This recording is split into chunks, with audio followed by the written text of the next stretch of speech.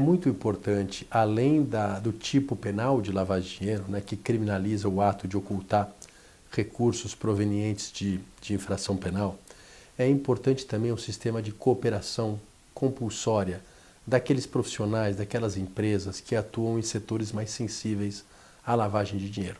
Esses profissionais e essas empresas, eles têm condições, eles têm capacidade de acompanhar a atividade dos seus clientes, identificar atos suspeitos e comunicar às autoridades públicas esses atos suspeitos, facilitando a prevenção e a repressão à lavagem de dinheiro.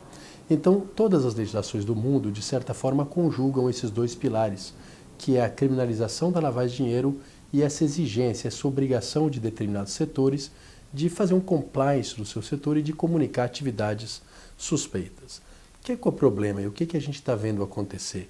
Um excesso nesse segundo pilar. A gente começa a ver que pela falta de regras claras sobre o que são atos suspeitos, o que deve ser comunicado, esses profissionais que atuam nesses setores, eles acabam, por insegurança jurídica, por falta de clareza, adotando um sistema de integridade, adotando cuidados em excessos, engessando a sua atividade, comunicando demais operações que não são necessariamente suspeitas. Isso é um fenômeno que nós chamamos de overcompliance ou de-risking, que é justamente um ponto, a problemática que a gente precisa discutir. Até que ponto essas políticas de excesso de cautela, de excesso de cuidado no âmbito do combate à lavagem de dinheiro não estão sendo contraproducentes, não estão sendo prejudiciais, não estão levando as empresas a gastar muito dinheiro com o compliance, com pouca efetividade, e não estão, por outro lado, prejudicando o combate à lavagem de dinheiro, levando para as autoridades públicas um mar de informações que não são necessariamente úteis, sobrecarregando as instituições com inúmeros dados que não são importantes e dificultando o trabalho de investigação, de identificação daquilo que é realmente um ato de lavagem de dinheiro.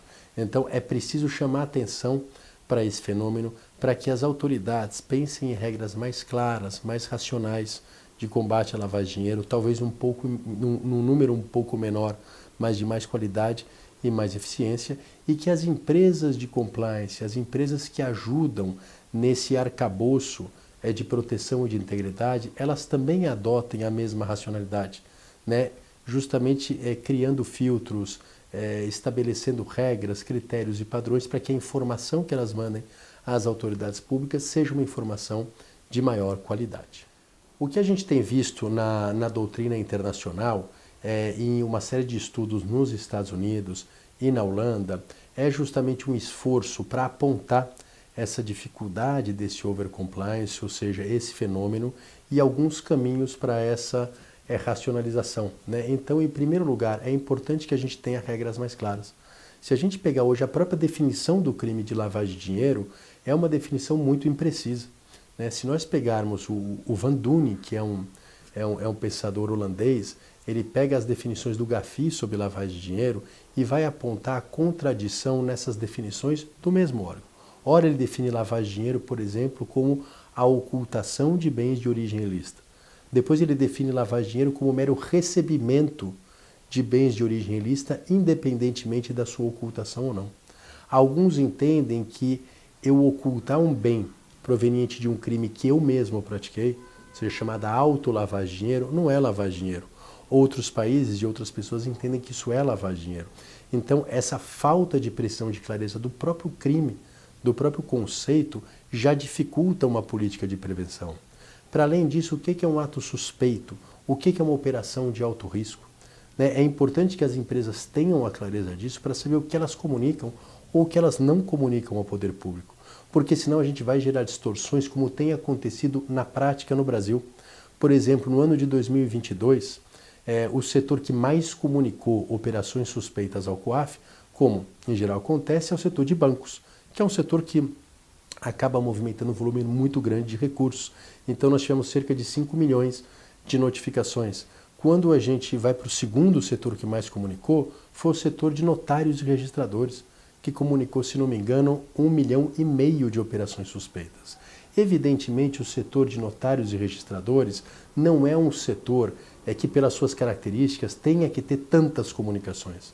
evidente que esse mar de comunicações vem ou de uma falha na regulamentação ou de uma má compreensão dessa regulamentação. Então é muito importante que existam esses ajustes, porque se nós continuarmos com esse sistema pesado, com esse sistema impreciso, com essa insegurança jurídica no setor, as empresas vão continuar gastando muito dinheiro com compliance, um dinheiro que era importante de ser aplicado em outros setores, como por exemplo no setor produtivo, na atividade fim da empresa. Isso não quer dizer, claro, que elas não têm o que gastar com compliance, mas ela tem que gastar na medida do proporcional, na medida do que é útil.